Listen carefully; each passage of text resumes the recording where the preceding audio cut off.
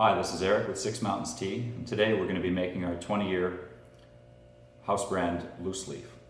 A lot of people might ask, why does tea need to be aged?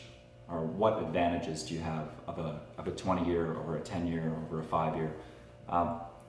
Pu-Erh is unique in one respect. While it's not the only tea that can be aged, oolong can be aged, even white tea can be aged and can be very nice, but Pu-Erh is the only tea that must be aged.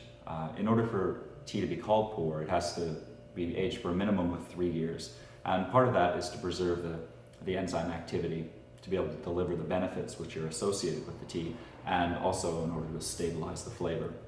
Much in the same way that Cabernet Sauvignon wine needs to be a minimum of 2 years old in order to be drinkable. And with Pu-Erh tea, it comes in a number of formats. It comes in the disc format, as well as tea brick, the tea tablets, which Six Mountains is proud to introduce to the Western market, and loose leaf. Loose leaf is perhaps the best bang for your buck, for lack of a better term, because it's a way to get into teas which have a great amount of age behind them, without having to spend the prices associated with a comparable disc-shaped tea. We have all of these teas available. However, for personal drinking, for daily drinking, I gravitate to this type of tea. The tea that we're going to be drinking today is a 20-year naturally aged Pu-Erh tea, and most of the tea available on the market, whether it be 5-year, 10-year, 15, 20-year, if you can find something as old as 20-year, is the ripe variety. And while ripe tea, called Shou Pu-Erh, is perfectly good, it is a little bit more limited in the flavor range, the palette that it's able to present, and also it doesn't deliver quite the same effect as far as the health benefits and also the feeling that you get from drinking really fine Pu-Erh tea. One of the reasons why I got into this type of tea myself is I was really blown away right from the beginning of my study of this type of tea by how it made me feel, how tremendously relaxing, rejuvenating, and also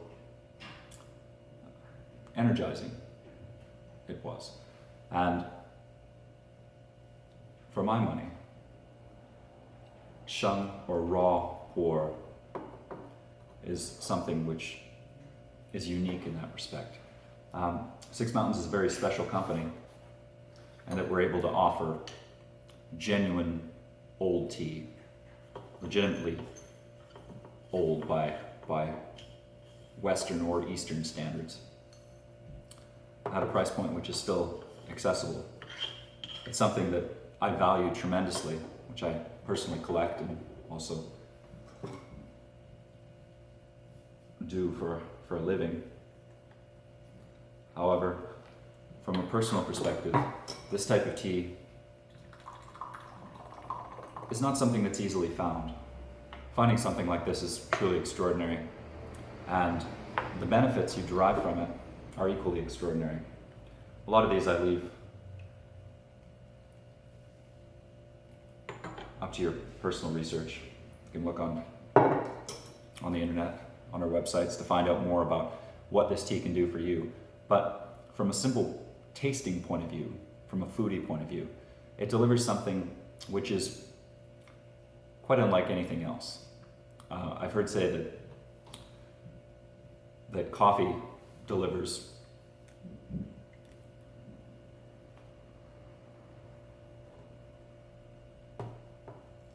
some things we're looking for in a fine quality sheng Pu-Erh are the color, the brightness of the tea soup or the liquor, also the brightness, and when you taste it, how much it engulfs the palate, where it hits on the palate, and how much saliva is produced is another thing you look for.